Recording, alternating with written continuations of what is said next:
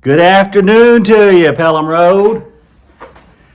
My name is John Roy. This is Chad Beauchamp.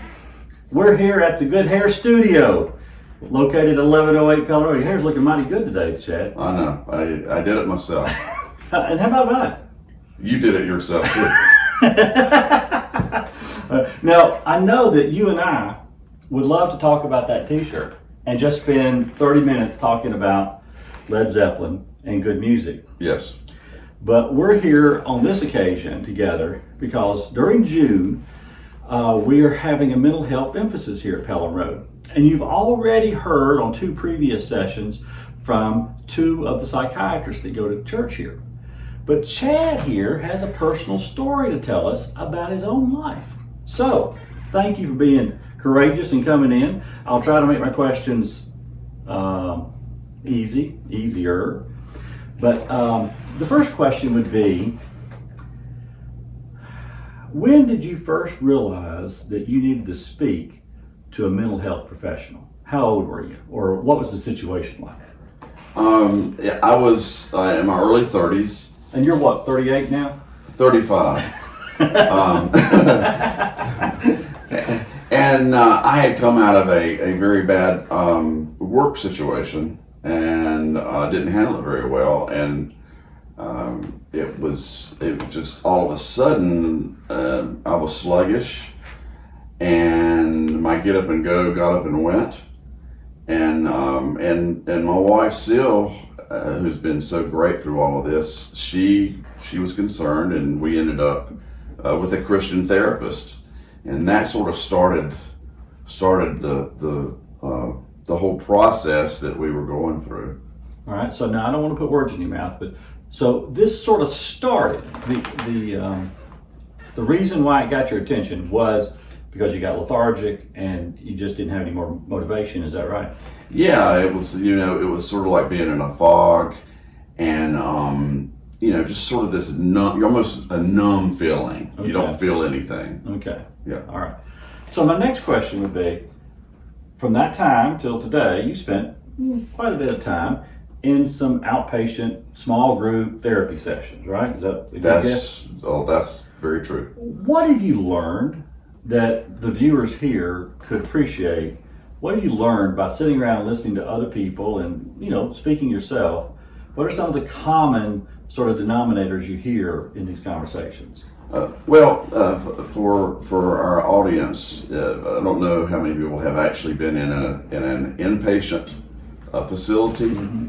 But when you are admitted, there's the first thing they're trying to do is to get you stabilized, and they do that through adjusting your medication. And they also do a lot of therapy. Some of it is one-on-one with a counselor, and then you have group therapy with people. And the first thing that I think you need that'll surprise you is that the group is a hodgepodge of every type person, background, race, gender, age. You see all types of people that are there with varying different degrees of types of issues. Okay. And they're always there. They're there for a very good reason. Okay. Did anything come out in these sessions that you say, well, this person sitting to my right and this person sitting to my left and myself, we all have sort of a similar situation, like family-wise? I feel fortunate because I have a family that has pretty much been supportive of me. Mm-hmm. However, that's not always the case.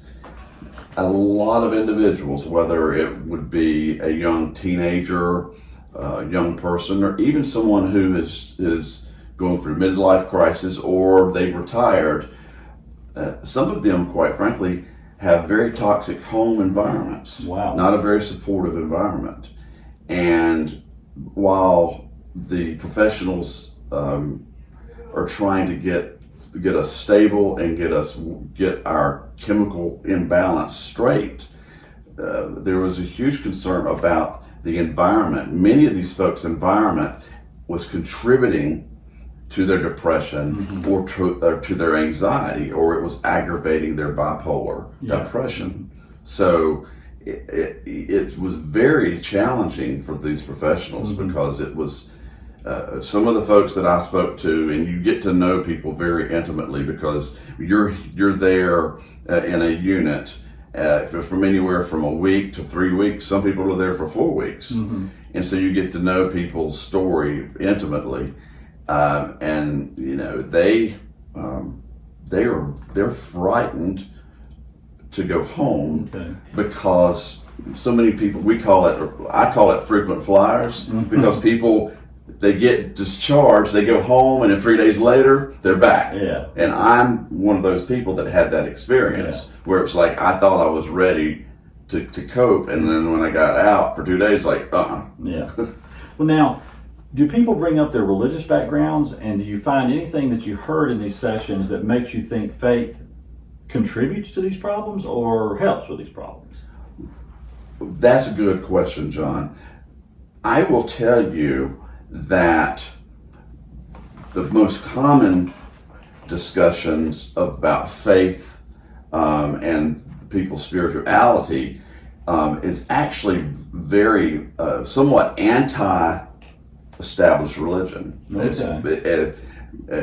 There was an individual I remember who had been involved, and I'm not going to use the name of the school, but had been in college and had had some abuse occur on that, and the campus leaders essentially ignored their charges of abuse. That led to some suicidal tendencies and just we call it suicidal ideation, which means that you're not planning on taking your life, but yet you are starting to envision that life might be better if you weren't here. Okay. All right. Now, in your case, faith has been a healthy factor. Yes. Very much so. Now, you alluded to it a moment ago, but I want you to sort of, as they say, unpack it a little bit further. Sure. You said that depression feels like a fog. Yes. Okay. I do think there's a lot of misinformation about depression. I'm probably somebody who contributes to it sometimes, because sometimes my language can be very raw and not very thoughtful, and depression is not sadness. Okay, depression is something greater than that. It's different than that. So see if you can take a moment, go beyond that it gets you kind of foggy, to how does depression feel? How does it affect you? Walk us through a day when you're depressed. Maybe that's the best way to look at it. Yes. Well, when you are in a major depression, when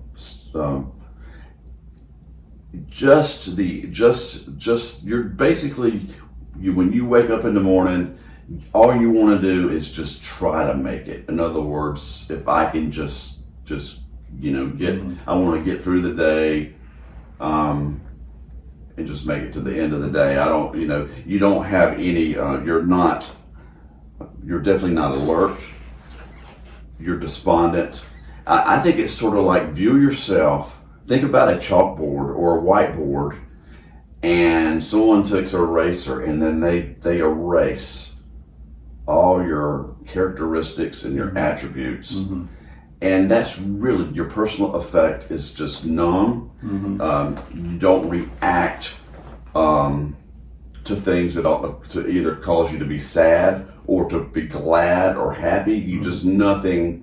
You don't enjoy anything. Nothing moves the meter. You could watch Beaches as a movie and not cry. None. You could watch I Love Lucy stuffing those chocolates down and you don't, not a word. Yeah, exactly. And I'm someone who has been known to be quick-witted, but one of the things that Seal has been able to point out to me with our long history together was that she knows when I'm not joking or just making her laugh or laughing myself. She knows, as she likes to say, I'm headed into the ditch. Okay.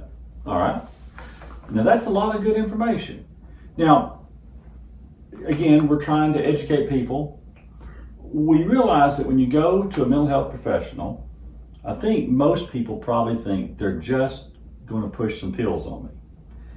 There is a chemical imbalance that sometimes they're trying to deal with, and sometimes medicine is, but what I've heard you say a lot here is what I call cognitive therapy. Yes. There's a lot of just talking that goes on. Is that accurate? Absolutely. Absolutely. And does that help? It does. Now, obviously, when a lot of people, because of the stigma of mental health, a lot of folks that were raised in families that when they had an aunt or an uncle or a cousin who was having mental health problems, they didn't talk about it and they just sort of disappeared.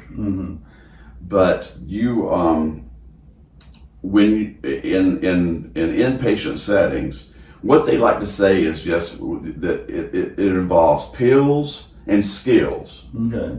And so you are learning coping skills, things that might trigger you, and so you really learn, because with the cognitive behavior therapy, you are learning to deal with maybe some triggers that can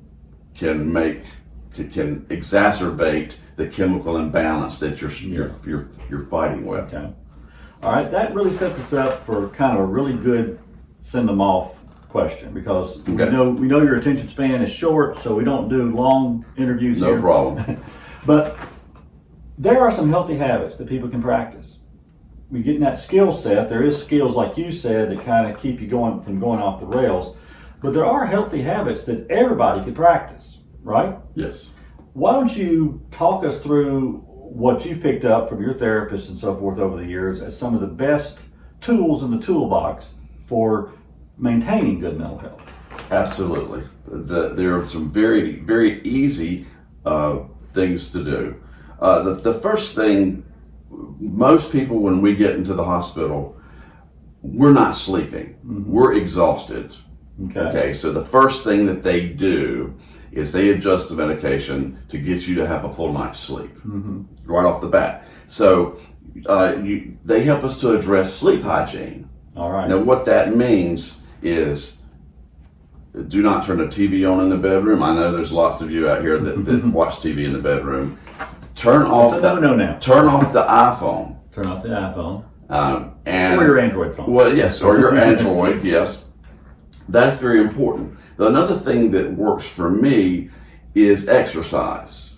An exercise, regimen. That is, for me, the exercise is as much mental as it is physical. That is wonderful. The other thing is that I learned how to write down a gratitude list. Okay.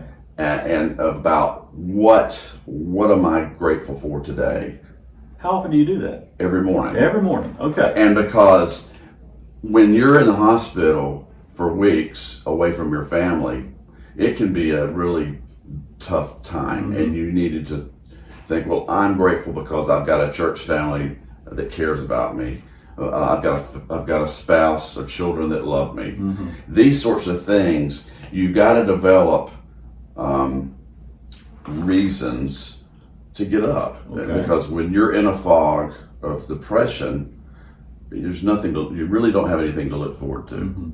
And so these are some things, but it's habits. Just like we have bad habits, the good habit is make sure that you exercise, make sure that you're getting plenty of rest. Okay. And the other thing is diet. Eat healthy. Chocolate? Eat healthy, John. but occasional chocolate will not hurt you. Okay. All right. So what I heard was 4 things. The gratitude list, which was new to me, that's a good thing. Every morning, make a list of 3 or 4 things that you're grateful for. The hygiene that comes along with sleeping, that's a good thing, and one that I probably need to participate in. And then I heard exercise. Try to have a daily regimen of exercising. That pumps up some good hormones flowing through your body, and also helps you sleep better too. And Exactly. the final thing was good nutrition. Exactly. And even though I would throw in chocolate or banana pudding or something like that, we all know what good nutrition is. It's, trying to eat some fruits and vegetables, trying not to have too much caffeine in a day, Right. and things like that. So practice those things. Well, Chad, this has been delightful. I appreciate your courage in coming on here and giving everybody the face of somebody who they all know and love, who has fought with this. And like you said when we talked earlier, off camera, this is just like being a diabetic. It's a daily experience, right? It is. It is. It's something that you manage. Yeah, and you've done a great job managing it. I am. There's no doubt about it. Well, thank y'all for listening. Chad, thank you for coming. Thank you for having me. Well, and y'all have a good afternoon. Don't eat too much chocolate or ice cream. Bye now.